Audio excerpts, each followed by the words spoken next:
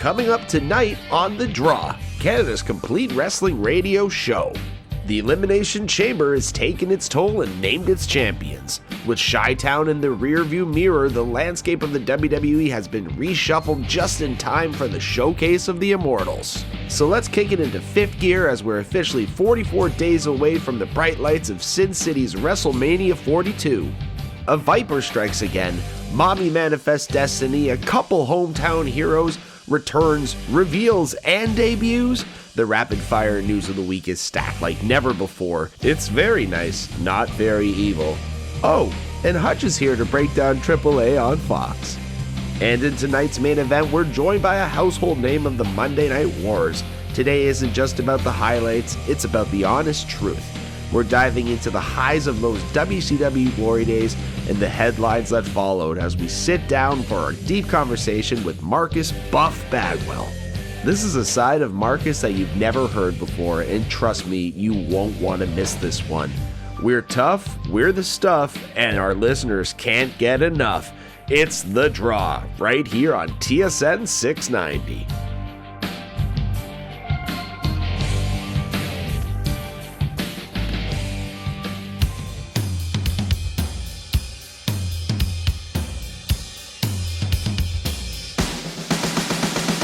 This is The Draw. Give me a hell yeah! With your hosts, Eric Blondin. I want you to come at me as fast and hard as you can. The last time I came on this show, this guy tried to humiliate me. He tried to pick me up and twirl me around like I was his... And Randy Charpentier. I'm justifiably in a position that I'd rather not be in, but the cream will rise to the top, oh yeah. Don't buy any unripe bananas. On TSN 690. The best, the real best in the world! Sorry to disappoint everyone, but I'm not a fan of this show. Take a look, because this is what greatness looks like.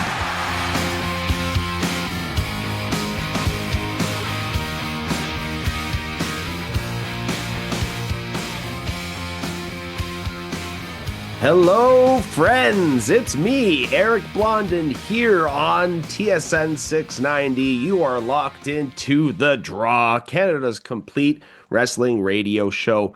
This week, we are powered by United Wrestling Alliance. UWA are a Black, Indigenous, Toronto-based professional wrestling promotion rooted in culture, competition, and community. UWA spotlights minority and women athletes at the forefront of hard-hitting, story-driven wrestling while blending the energy and authenticity of hip-hop into every event, with a bold urban aesthetic and the mindset that pressure builds legends. The inaugural event, Catalyst, takes place on Friday, July 17th inside Mascot Brewery at 37 Advanced Road in Etobicoke, Ontario. Everything begins at noon, barbecue with meet and greet, 2 cards in one day. UWA, where pressure makes legends. Get your tickets now at eventbrite.ca. So let's dive right into the rapid fire news, followed by HUTCH Henries with the AAA breakdown. And after that, we are joined by Buff Daddy for the main event. Stay tuned, you're locked into The Draw.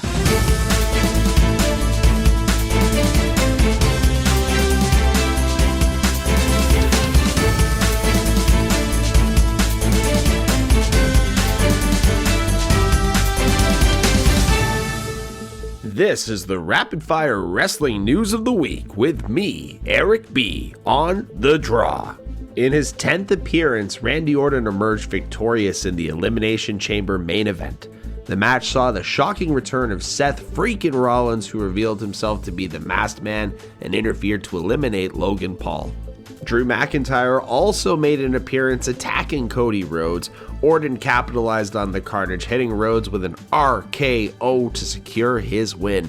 WrestleMania implications: Randy Orton will challenge Drew McIntyre for the undisputed WWE Championship. But hold on, because Cody Rhodes does have a title match against Drew McIntyre this Friday on SmackDown. Rhea Ripley manifested destiny and dominated the Women's Elimination Chamber opening match. The bout featured a standout performance by Raquel Rodriguez, who scored a double elimination of Asuka and Kiana James. Rhea ultimately pinned Tiffany Stratton to punch her ticket to WrestleMania. Rhea Ripley will now face Jade Cargill for the WWE Women's Championship in a match that is generating some real backstage heat between the two performers. In a feel-good moment for the Chicago crowd, AJ Lee defeated Becky Lynch to become the new Intercontinental Champion. AJ has opened the floor for any women to challenge her and vows to be a fighting champion going forward. Speaking of fighting champs, CM Punk has retained his title against Finn Balor in a hard-hitting match. Punk entered the match to a Michael Jordan-style Chicago Bulls introduction. Despite Balor's aggressive tactics, Punk secured the win and retained the championship. We saw a very nice and very strange debut as the event featured an official WWE debut of Danhausen, who arrived in a coffin escorted by Danhausen girls and gifted Michael Cole a jar of teeth. The debut has been discussed heavily online, but since his appearance on Monday Night Raw, we can see that the internet wrestling community is starting to change its tone and understand the reason for Danhausen in the WWE. In a surprising title change, Penta defeated Dominic Mysterio to become the new Intercontinental Champion. This marks Penta's first WWE title win and ends Dominic's second Intercontinental title reign at 94 days. In a segment that has the wrestling world buzzing, World Heavyweight Champion CM Punk and Roman Reigns had a face-off confrontation on Monday Night Raw. The verbal jabs turned incredibly personal when Punk told Reigns, "I'm gonna bury you next to your father." And the Vision's Bronson Reed has undergone successful surgery after sustaining a torn bicep this past Monday night on Raw. A second world title matchup has joined this week's episode of AEW Dynamite. Wednesday's show from Don Haskins Center in El Paso, Texas will include a meeting between AEW World Champion MJF and Jet Speed tag member Kevin Knight for the world title, as well as Tekla versus Thunder Rosa for the AEW World Women's Championship. The rivalry between AEW World Champion MJF and Hangman Adam Page has reached a boiling point. After MJF attempted to rig a coin toss to decide their match stipulation, Tony Khan intervened and decreed that the two will face off in a Texas death match at Revolution. Hangman has vowed that if he doesn't win the title, he will never challenge for the AEW World Championship again. An inspirational debut as the Inspiration debuts on AEW. Cassie Lee and Jessie McKay have officially arrived in AEW. They are set to make their in-ring debut this week against the Brawling Birds. Johnny Consuejo, aka Johnny TV, aka John Hennigan, had his head shaved after the main event of Friday's match with Angel de Oro. The match took place at CMLL's Viernes Espectacular, and the look itself definitely does not suit the former Johnny Impact. Jake Hager is venturing away from professional wrestling and has signed an agreement with Power Slap. Hager spoke with TMZ's Inside the Ring and will debut for the group on April 17th in a show in Las Vegas during the WrestleMania weekend. And Joey Janela versus Brody Lee Jr. has been confirmed for WrestleMania weekend as GCW officially hosts Joey Janela's Spring Break 10. This will mark the former -1's official singles debut in professional wrestling. The 14-year-old has been training in the Dungeon 2.0 with Natty Neidhart. And Nick Gage is having fun again. While the man is known for his ultra-violence, the feel-good aspect was definitely there with his visible joy as he made his appearance at CZW's 27th anniversary show on March 1st. And that was your rapid-fire wrestling news of the week.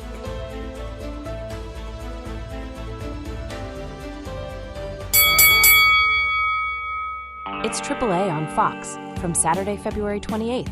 Greetings, Lucha lovers. HUTCH Henries here with another AAA on Fox review for The Draw, and it was our first taping in Monterey, the first show of the new taping, and this crowd was hot. The Undertaker is doing a hell of a job booking this product, and El Grande Americano came out, got basically a hometown pop. These people love Grande Americano, and one thing they also love is a little bit of blue language. It seems like the Fox Latin America channel doesn't really mind if they swear in Spanish, because there is a lot of heavy language in this show, and Grande Americano throws some of it right at El Fake Grande Americano. I don't know, it's like the first one. Is the first one the fake one, or is this one the fake one? Who knows? Everybody loves this guy. He's basically saying, you can't speak Spanish, you use AI, this isn't America, don't you know where you are? Esto es Mexico, cabrón!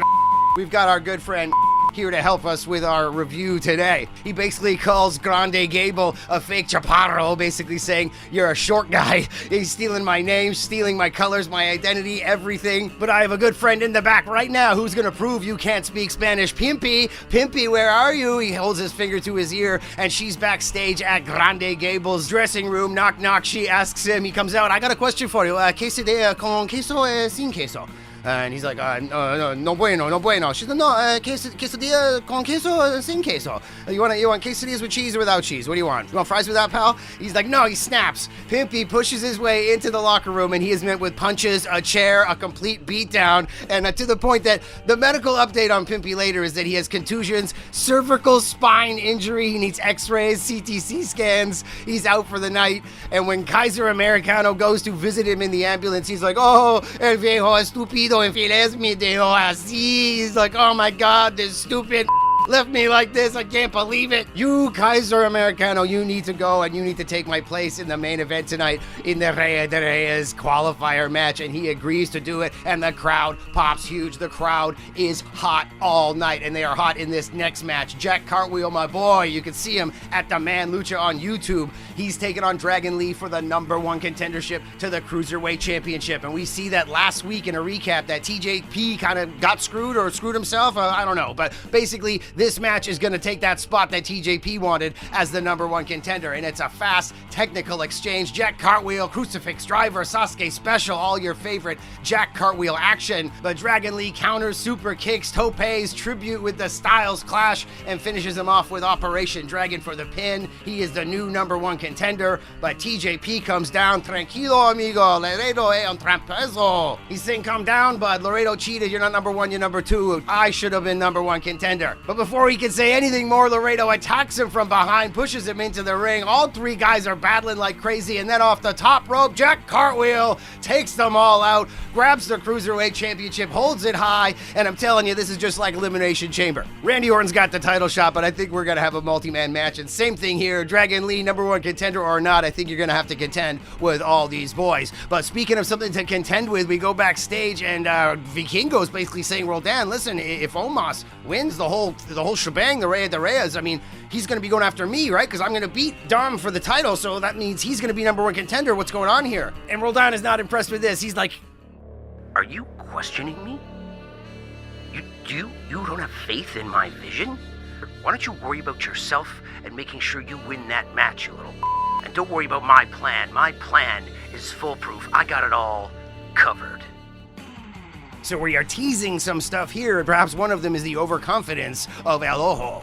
We also get a tease of next week's final Rey de Reyes qualifier, Santos Escobar, Mr. Iguana, Psycho Clown, and Abismo Negro. That's going to be off the hook. Check out my channel at HUTCH Henries right now for my video on the history of Abismo Negro, but we've got some serious history with the Rey de Reyes tournament coming up, and we're going to find out who our third man is tonight in our main event. Ethan Page, El Hijo del Wagner Jr., Omos, and El Grande Americano, Kaiser Americano, taking over for Pimpy. And suffice to say, Omos dominates this entire match. Big boots, slams. I mean, Ethan Page tries the handshake, the fist bump. He's like, come on, you and me, pal, you and me. But he gets flattened. He gets flattened quite a bit throughout this entire match. Almost in control. But at some point, he gets knocked out of the ring. And then Rayo and Bravo Americano come out. They start attacking him. Everybody attacks him. They somehow get him handcuffed to the ring post outside. And Grande Kaiser, with the metal plate in his head, gives him the flying headbutt. Omos is taken out. After that, the boys are back in the ring fighting, and suffice it to say that Kaiser Americano comes out with the win in the end run. You should go check this out yourself. I am not doing it justice. This crowd was hot throughout the entire show, and they ended the whole thing with an Undertaker chant. These people know what they are watching is fresh, it's engaging, it's awesome, and they appreciate Mark Calloway and the job he is doing booking this show for them. You should definitely go check it out at WWE on YouTube. Rey Mysterio's not that great on commentary, I gotta tell you, but I do like me some JBL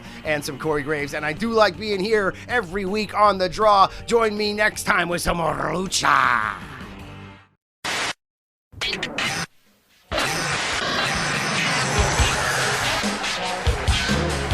This is The Draw on TSN 690.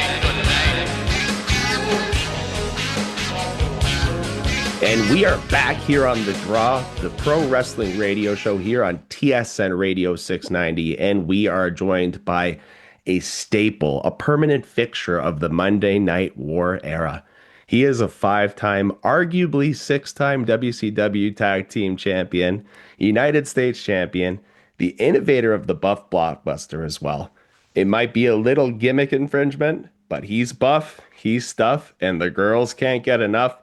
Marcus Buff Bagwell, welcome to the show. Maybe the best intro I've ever had.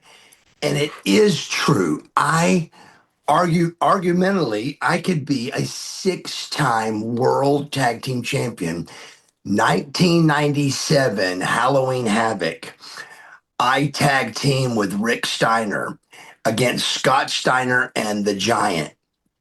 And we turn on Rick in the match, but Rick wins.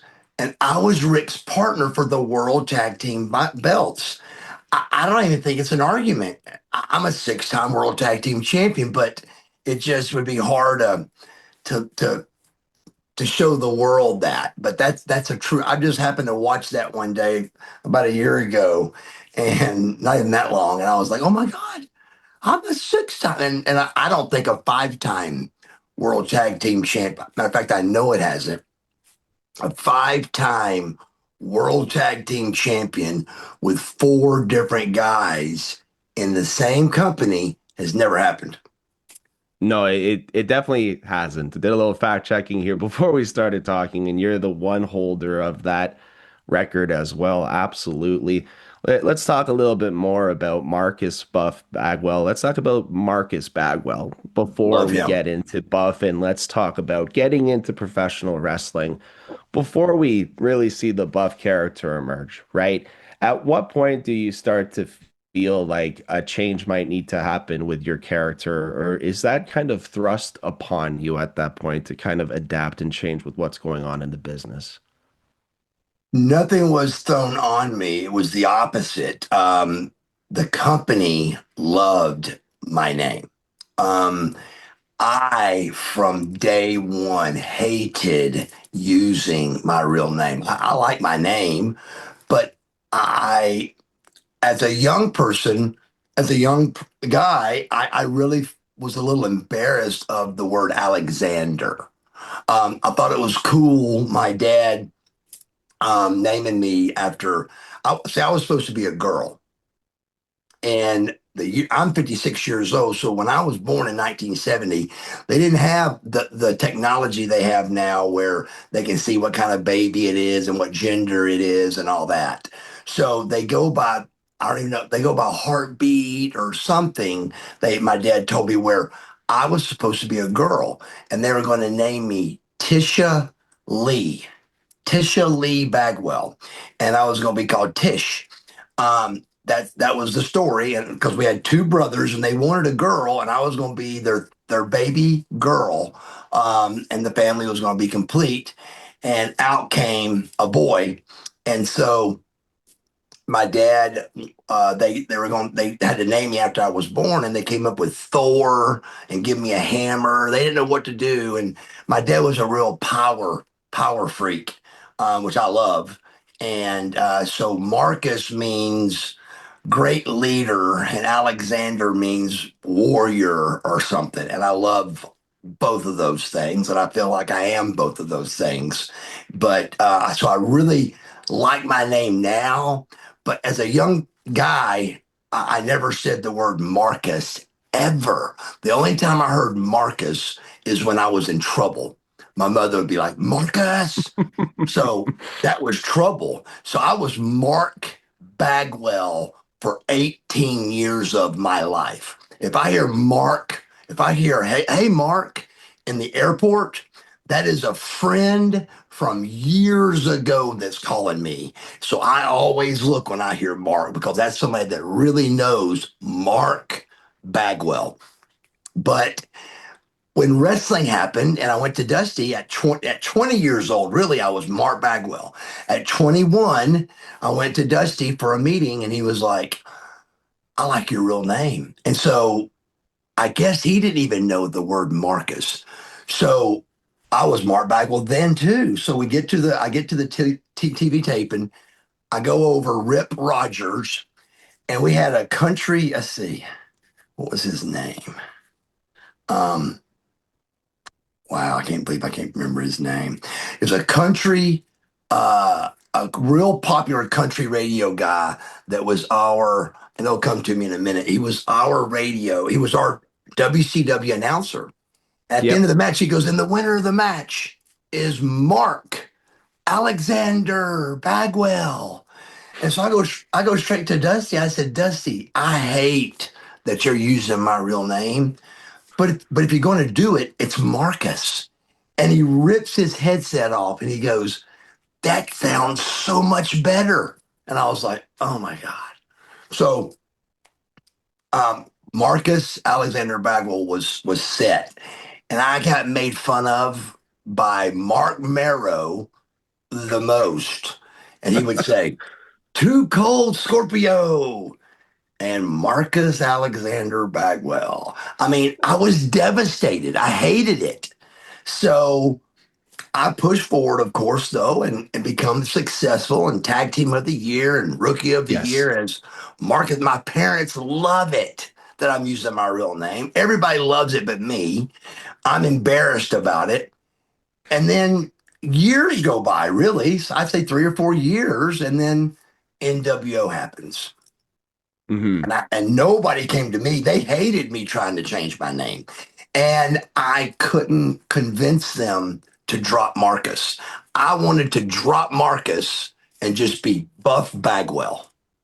And Yeah. they wouldn't do it. They did, Marcus Buff Bagwell is the best they would give me. They dropped Alexander, but they would not just let me be Buff Bagwell. So it was my decision. Yes, I was very embarrassed about Marcus. I was.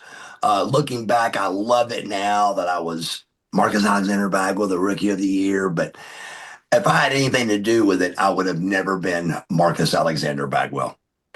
Yeah. And so Buff Bagwell it starts to emerge and NWO starts happening and you make your way into that group. You become really even more of a fixture on our TV screens at that point. You're strutting your stuff. Um, I know the reasons why you add more stuff to your gear as well, overalls, top hat, things like that. But just tell our listeners a little bit more how that evolution kind of happened, almost out of necessity at the time. It was really magical, man. It was just a magical thing.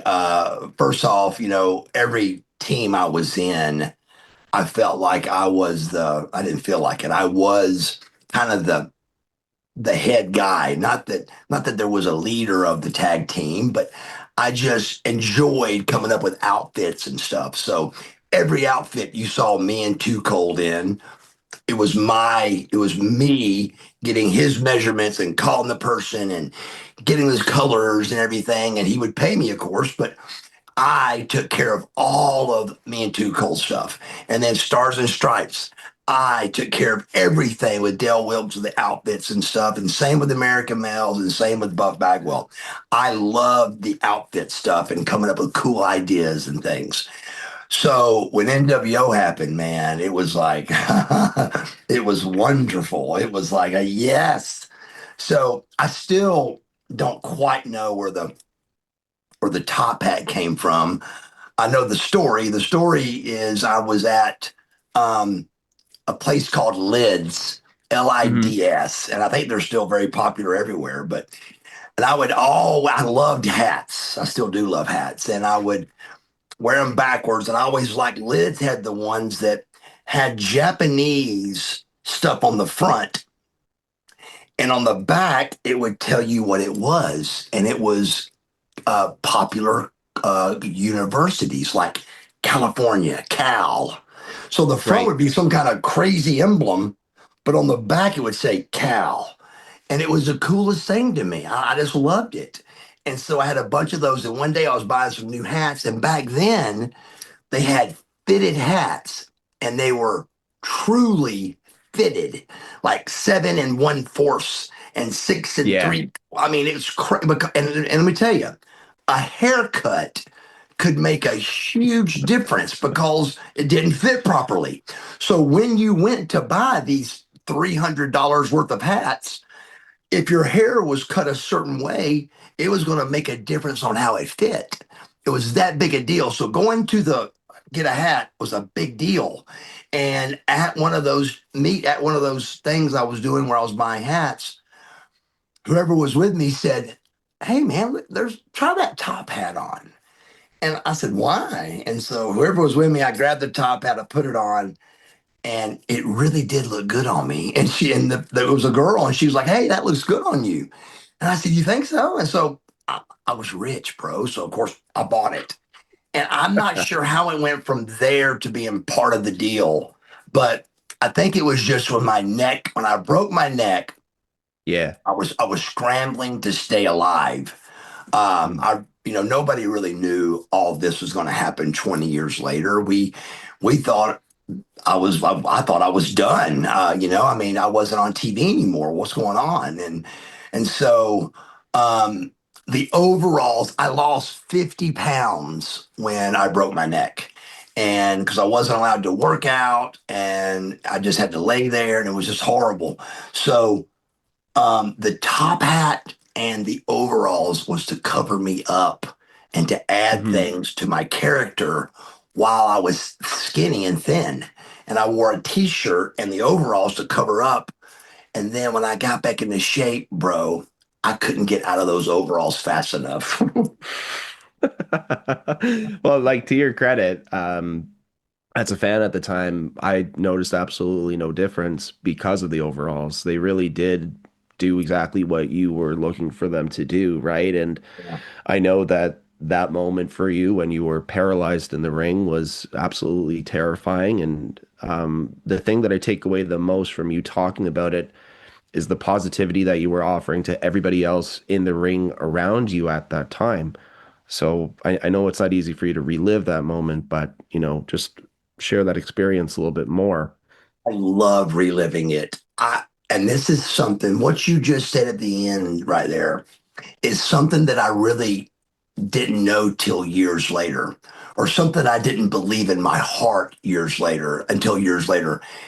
When I was laying there, I'm telling you, I believe in my heart and soul that because of the positivity that came out of my mouth, I believe that is why I'm walking today. I really believe that in my heart. But I didn't know this, 20, 25, 20, whatever years ago, 29 years ago. I didn't know.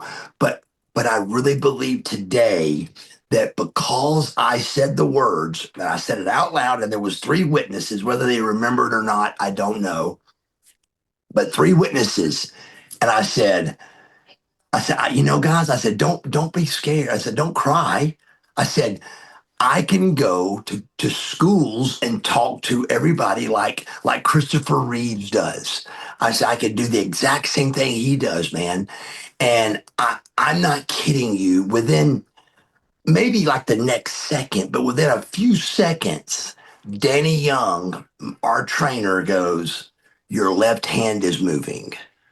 And again, all this factually happened, but I didn't put it together until recently, I think, like a few years, that I really believe in my heart that that's because of the positivity that I had.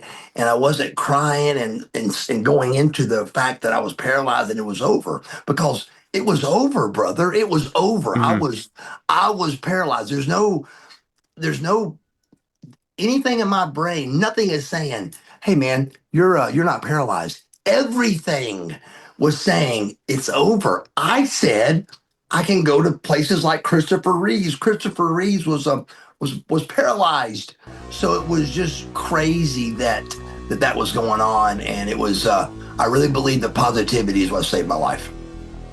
No, absolutely. So let's put a quick pause in this discussion here. We're going to come back, go to a quick break here on The Draw, and folks, we're going to continue the discussion with Buff Bagwell. This is The Draw on TSN 690. American males, American males, American males, American males, American males, American males. Tired of paying for customs, tariffs, and waiting for long delivery times? You want to shop within Canada? We are Pure Fandom. We are your one-stop shop for pro wrestling and lucha libre. We sell championship title belts, lucha libre masks, international wrestling apparel, vintage toys, and a lot more. So if you're looking for pro wrestling or lucha libre merchandise, check out our website, purefandomshop.bigcartel.com. You can also find us on Instagram, Shop with Pride, Shop Canadian, Shop Pure Fandom.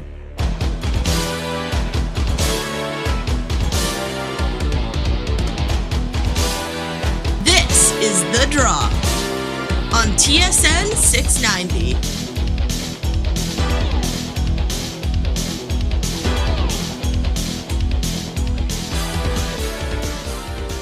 All right, and we're back here on The Draw on TSN 690. And Buff, we've had a great conversation so far, but we're just going to continue this discussion. Really, the key point coming on with having you come on today, for me actually, was to do a little bit less of an interview and more of an open discussion. And as of right now, you know, everything that you're sharing about your experiences, especially the experiences that you had that, like you said, when you were paralyzed in the ring, you felt that it was over, but your mind didn't go to that place instantly as far as what you can do. And now you're sharing your story as well with many people all over the internet, all over churches, everywhere that you're going. You're really sharing this impact and this light, this difference that you have in your life. And somebody who's watched a lot of your interviews, even today having this discussion, there's a huge difference in you. When we first had our initial phone call, you told me about some of the hardest things that you've been doing in your life leading up to this. And we're talking about a man who's broken his neck in the ring. Right? You're going through a lot right now, and you're working on so many different achievements. And the way that you're sharing it back is definitely very inspirational. And when we talk about your leg surgery and we talk about the episode that you had with Maven and everything that you've done afterwards, I don't think I've ever seen somebody be so positive about something that people would see as catastrophic in their life. And I just would like to give the floor to you more to talk more about that. The answer is God. I found a relationship with Jesus Christ, my Lord and Savior, who died on the cross for my sins, our sins, and I believe that in my heart and soul. And then he rose again. I believe that with my heart and soul. So I believe that's where it all starts, is just there. But like, even going back to what we said about in the ring, breaking my neck, I've always just been very positive, you know? And so I just think a positive attitude is everything. But when this happened, I mean, who cuts their leg off and their life get better? Nobody. But that's what happened to me, and I'm very thankful for it. But I believe that God puts things in front of us and sees how we're going to react, like being paralyzed. I'm laying in the ring, 100% paralyzed. I'm not even sure how I got positive. I really don't know what made me be positive when I'm laying there 100% paralyzed. And I say, hey, man, I can go to schools and stuff. I don't really know, except it's just something in me. But I was positive. And same thing with this leg. Even the other night, Stacy goes, I was doing something, and she looked at me and she went, man, you could have really milked this a lot longer. And I said, you think? And she goes, I'm telling you, man, you cut your leg got amputated, Mark. I said, I know, it's crazy. So it really is crazy what's going on. But to make it more realistic for everybody, I was really miserable with my leg. It was for 5 years, 41 surgeries. It just was not getting better. It was getting worse. And I just kept trying to fix it under the doctor's, guidance.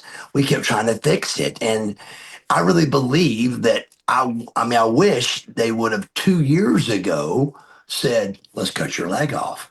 2 years ago, we would have thought they were crazy. We would have cried. We would have prayed. But then we would have been like, oh my gosh, this is so much better. So nobody thinks cut your leg off and get better. But my situation, that's exactly what happened. And when you're thinking about the alternatives and everything that they put towards you, and you mentioned as well in the interview that I had watched that they had talked about doing a skin graft and removing some skin from your shoulder and your arm. And then at that point, you had a 20% option that it was still going to work out. So I could definitely see why, having this option put towards somebody could be scary. What you dealt with afterwards, probably very scary as well, hearing how you woke up and everything like that. But here you are now, and having watched recently Change or Die with DDP on his channel, they're releasing, I think, the episodes weekly. I've gotten about 4 or 5 episodes in. It's really a good show, man. It's honestly, it is a great show. And I think that the juxtaposition as well of Marcus Bagwell that I'm seeing here today and, who it's hard you to were watch, back brother. then. Yeah, I'm sure it's hard for you to watch. I'm sure it's very hard for you to watch, but also a great reminder of everything that you've gone through and everything that you've persevered. Like you said, you're a warrior. And like we talked about, you even driving in the car 12 hours in a snowstorm in Long Island all the way back to Georgia. You're a warrior. You're absolutely a warrior. An animal, as you so put it. Yes. But, talking about that, I went to that appointment to save my leg. I wasn't going to cut my leg off. I was going to attempt to fix my leg one more time. And me and Stacy were 100% going to do that. That's what we decided we were going to do. So at that appointment that we were going to save my leg is when they told me the skin graft to put it on my leg. And it was like, I was devastated. I was like, what is the percentage of all that working? And they said about 20%. And I said, cut it off. I want to cut my leg off. And again, I was devastated. I wasn't excited about it. I was like, man, I just don't want to go through all that. So we made the decision to cut it off. And the doctor looked at me, he goes, you've made your decision, so don't change it. And I was like, oh, okay. But Stacy was good friends with him, and she called him up and said, are you sure this is the right thing? Are we sure we're not going to try something else before coming? Like I said, nobody cuts their leg off and their life gets better. But that's what happened to me, and I'm so thankful. Absolutely. And for somebody who's given so much to the business and so much of yourself personally as well during all of this time, right? It took a toll on you, and it's great to see that you're doing as good as you're doing now. And yes, to our listeners, I would definitely implore to check out Change or Die. It's a great show. And you get to see a lot of the evolution here of Marcus. And that's really what I want to talk about a little bit more here, because the evolution and refinding Marcus Alexander Bagwell, being able now to speak to crowds, as you discussed, you can go and you can be inspirational. Yes. And you can do all of that. And you're working on your documentary as well. Yes, how's everything going with the documentary? We're getting ready to put it out. Very excited about it. We're trying to figure out just a good place to put it. I'm really hoping to call Michael at High Spots and just see if he's interested in doing something with it. I just want to have a good platform to put it out. And I think the place to do it would be like at events like, WrestleCons and WrestleCades and all these different signings and stuff. I think there's an area to put that at one of those or all of them, and, do a thing where you show the documentary and then afterwards Q&A, and then, I could sign autographs afterwards. I just think it's a really good idea, and we're very excited about it. That's great. And like you talked a lot in DDP's, Change or Die, talking about your why. So obviously, Marcus, you found your why. What are your top 3 reasons for your why you are doing the things you're doing today, and why you've really been able to achieve and do better? These three things in this order is what I believe is behind the 3 years and 7 months of sobriety. It's behind all the happiness that I'm going through. It's behind every piece that's gone on. In this order is what I did, and it was God first, Stacy second, and I was third. And by putting that in that order, I believe that I found the right combination. I believe that if you seek God and the kingdom first, everything will come to you. It's in the Bible that way, and but it's not easy to do. I think before I knew that, I believe that if you asked me who's first in your life, I would have said me. And I would think God would want me to be first. To be strong and to be a leader, and you're first and first or last or whatever. But you just want to be, a leader, I think. And I think so. You'd always put yourself first. And when I learned that that wasn't the case, I remember the first time I really understood it.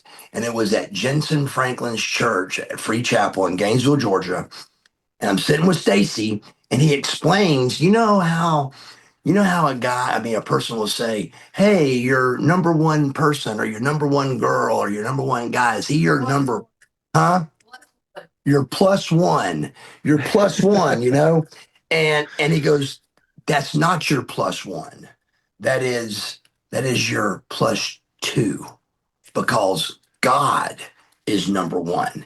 And me and Stacy look at each other and we're like, oh my gosh, we never thought of it that way. I mean, I would have thought if I'd said that God was first and Stacy was second, or any girl I was ever dating or with, I would think they would say, wait a minute, you don't mean I'm first?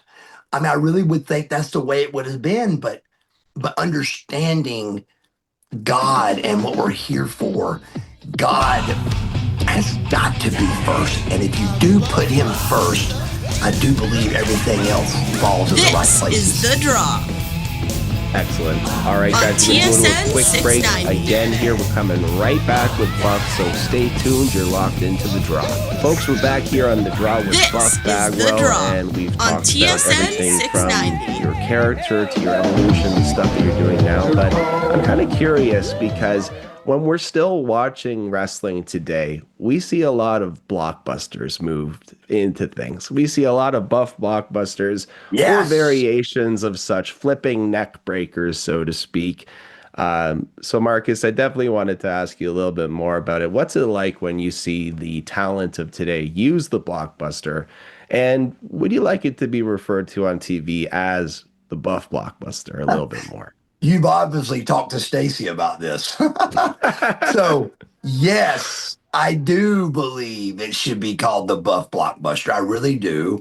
And I hate that they don't know that it's mine. But I love that they use it. I think it's unbelievable. I mean, think about it, bro. I think it's bigger.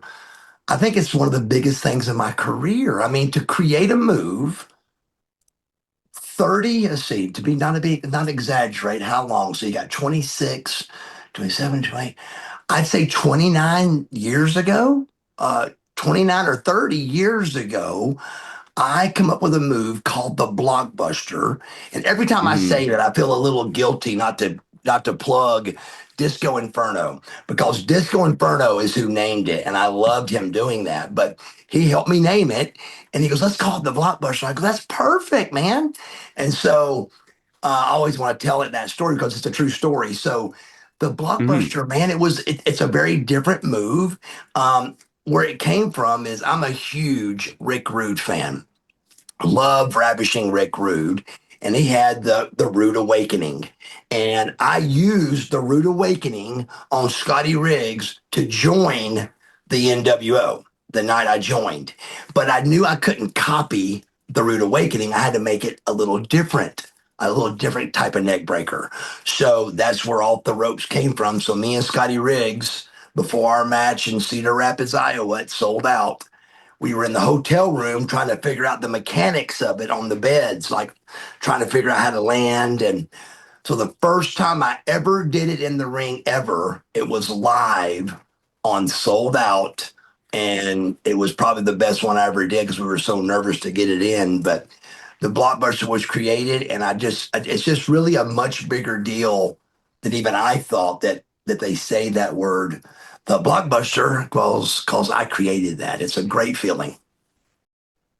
Who do you think was the top guy in the NWO? Like not even on TV, not even what you saw, but as far as you guys as a staple, as far as everything that you did, merchandise wise, everything, sales, who do you think was that guy?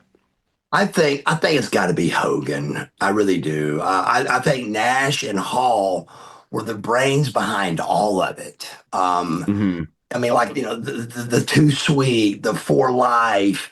I don't actually know who come up with that, but I think, of course, it was Kevin. Kevin Nash is so cool and so savvy is the word. Yes. He's just dynamic. And so I believe all of it came from Scott and him. I just don't know exactly who. But Hogan being Hollywood Hulk Hogan and being the leader of the NWO, it was the magic of the whole thing, I believe. Do you see your career going the same way if that change never happens, if you don't join the NWO? I do not. I think that that day when Kevin Nash asked me to join the NWO, I believe it was, definitely something that even that day I knew was special. I remember seeing Scotty Riggs' face and thinking, if his face could say words, his face was saying, "My career's over." Is what he was saying, and it wasn't right there. And I think Scotty did great. He did wonderful. He got the flock, and he had a good run with them as Scotty Riggs with the flock. I mean, he's had a good career, but it wasn't as good as mine because of the choice that I was because of what I was allowed by Kevin Nash coming and picking me. And there's a big story that Scotty knows more of, that they were going to choose Riggs and keep me as a WCW guy because I'm one of the very few of guys that were there the whole ride. Me and Right. Steen, as far as the wrestlers, I think Bischoff and Dallas, I think, may have been there the whole ride too, but there's only two or three guys, a handful of guys that were there the whole ride. And I'm one of those guys. So I think they were going to have me be, team WCW, but the way they went with it was, I think, very beneficial for my career. Honestly, just too cool of a character to pass up on as well at the I time. love it. Just way too cool of a character to pass up on. And you've said as well, like all you really had to do was turn up the stuff you were doing, smile a little bit more, even strut a little bit more, do these things a little bit more. And I don't think at any point in time the character was ever hated. So Buff, just before we wrap up here, I want to just give you the opportunity here. If you have one message to share with the world today, what would that be? Put God first in your life. Try to realize that if you believe in your heart and soul that there truly is a Jesus Christ, that at 33 years old died on the cross for your sins and rose again 3 days later, and he did that for you. I believe if you believe that in your heart and soul, what will come to you is unbelievable things. I believe that and a positive attitude will carry you through life wonderfully the rest of your life. I really believe that with all my heart. So God has given me a chance and has given me a story that I'm very excited. I'm more excited about this next chapter than I've ever been in my life. And this next chapter is truly, I believe, the main event of Buff Bagwell. And it's going to be speaking at churches and rehabs, trying to help people get their lives back, trying to help them change their lives for the better and witnessing for the Lord Jesus Christ. Absolutely. I agree. This act for you, Marcus, is going to be your greatest. So thank you so much for joining us on the show today. Thank you, brother. Your website, you have buffstuff.bigcartel.com. your documentary you have coming out soon. Is there anything else that you would like to share with us as well, where you can find Marcus Buff Bagwell? Absolutely. I think the best way, if you really want to get a personal touch of Marcus Bagwell, is my email. I personally answer my emails, every one of them, and it's marcusbuffbagwell@gmail.com. Marcusbuffbagwell@gmail.com. And I answer all those personally. So if you ever have a chance to reach out for me, I'll answer it, of course. And Cameo.com. That's a big one, man. That's huge. I give you a shout out, and I think it's 40 or $50 or something. And you go to Cameo.com, tell me what you want me to say, ask somebody to marry you, quit a job. I mean, get married. It's crazy what people ask, but I'm the voice for them on Cameo.com. Go to that. It's really a cool thing. But Cameo.com and Marcus Buff Bagwell on all the social media stuff. But definitely the Marcus Buff Bagwell at gmail.com is a personal touch if you want to reach out. Randy C, brother, I've missed you today. We haven't heard a lot from you, my friend. We haven't heard a lot from you. So tell me, what did you think about our conversation today on The Draw with Buff Bagwell? Buff Bagwell actually was one of my favorites back in the day. I just like his look. I like the arrogance. I don't know. Buff, the conversation today and the stories that you hear in the past was absolutely incredible to me. I'm glad we talked to him. A very amazing guy. He gave us a lot of information, even on and off air. And yes. I just hope the best for his recovery, and I hope the best for him in the future with wrestling. It was a lot of fun.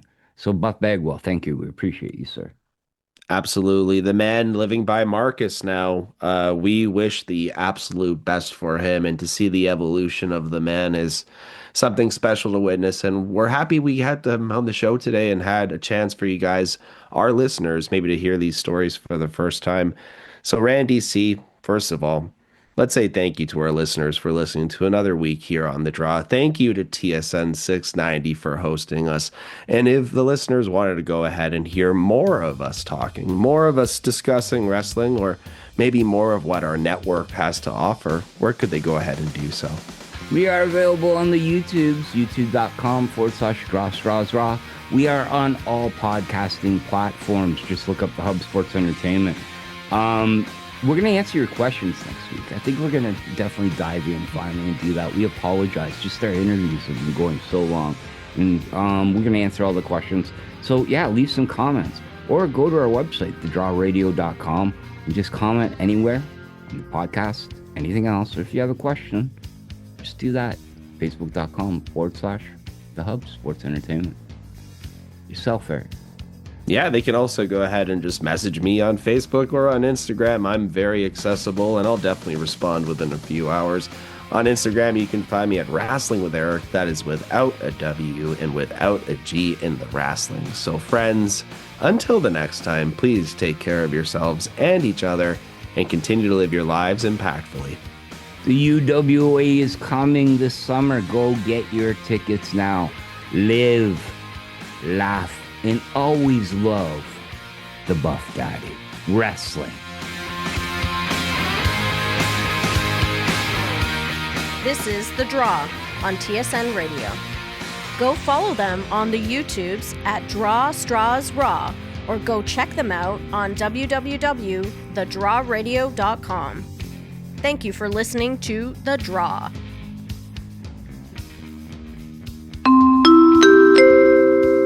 But wait! There's more! Wrestling, rock, pop, books, films, TV, boxing. All of this is covered on Steve Swift's Rambling Reviews. I am he, Steve Swift, a UK guy. What you get is all of that. And a funny voice, and even a funnier face. See? Steve Swift's Rambling Reviews. Come to me. I've got a review. Just for you. Greetings, Grapple fans. You're listening to Steve Swift's Rambling NXT Review. I watch it, so you don't have to. This week, the go-home show for Vengeance. And you know what? It actually did a good job. in making people want to watch that show. Now, we started with a kind of, well, it's not a kind of nightgown or whatever evening gown match, but it is making Ethan Page look stupid, and that's what they want to do. He's an arrogant heel, and all of that payoff of I didn't get what I wanted, I lost the belt, all of that is what he plays into very well. So he wants a fight with Miles Bourne. Immediately, Mr. Stone, who of course is now taking over from Ava, who's not there anymore. I hope I didn't influence her decision to leave, saying week in and week out that I didn't really think she was made to look very good on NXT, but they want to fight right now, and Mr. Stone brings in a referee, they fight, and immediately Miles Bourne strips Ethan Page of his trousers, of his strides. I have to say though, him hitting Ethan Page with his shoe and then getting the Bourne again for the pin was rather good. We've also got Jada Parker and Blake Monroe fighting after chatting, and then later on, Monroe saying, "You brought out something in me. I don't want to make up a smear and all that." It's going to be a street fight, and Jada Parker coming out to show her that yes, she will fight. I'll tell you something else I like. Actually, that would be a good match, you know, because of the two different kinds of styles meshing. What I also liked was that Ren Sinclair hit Nikita Lyons with a cattle mutilation in their speed match. Nikita Lyons' spinning kick was good, but that was better. I mean, she tapped from that, and I'm not surprised. I love cattle mutilation. I didn't call it that, but there you go. Now, Shiloh Hill also, with Hank and Tank, against the Vanity Project, it's a lovely pop-up neckbreaker for the pin. There was also a Bossman Slam, nice and sweet from either Hank or Tank. I don't know which, I can't tell which, and I don't really care. So, we also got Lennox from Dark State calling out Tony D, who is in the crowd. He's wearing a coat, a heavy coat, and he's got a beard, so you know he's a bad guy. They're going to have a fight at Vengeance. It could be another street fight. They mentioned the car park. I think I might have zoned out. I don't know whether Tony D said, "I'll park my car in the car park, making sure I only take one space. I don't want to go over the line, and then I'll come into the auditorium, and then we'll have a fight." Don't think he said that. I think he said he might jump him in the car park. He also looked very orange. Maybe he's channeling someone, I don't know. Anyway, JC Jane then fought Zarya for the championship. It wasn't about that. It was about Sol Ruka, and I'm glad in a way, because I really like Sol Ruka's work. So I loved that she took out all of Fatal Influence, did Sol Ruka. Didn't take them out for frosted milkshakes, no. Took them out as in smacked them to the floor, and then hit a double Soul Snatcher on both combatants, on both Zarya and JC Jane, making them look a little foolish, and then grabbed the belt and to chants and cheers, rubbed it almost literally in Zarya's face. That was good.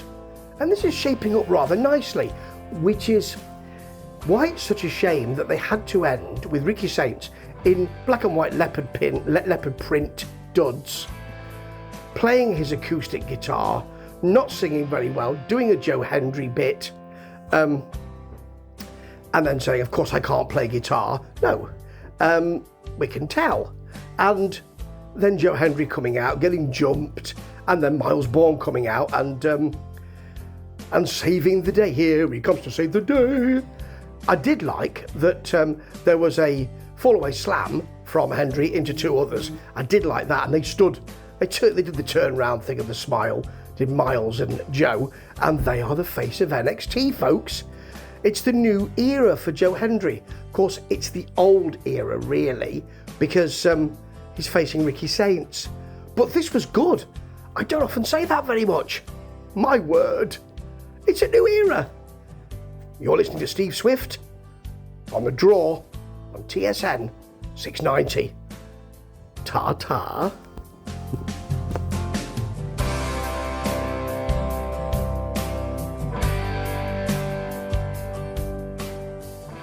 How much does it bother you that they're yeeting right now? Yeet? They're eating, yeah. Does that bother you? What's it called? 4 letters, 1 word. Stop.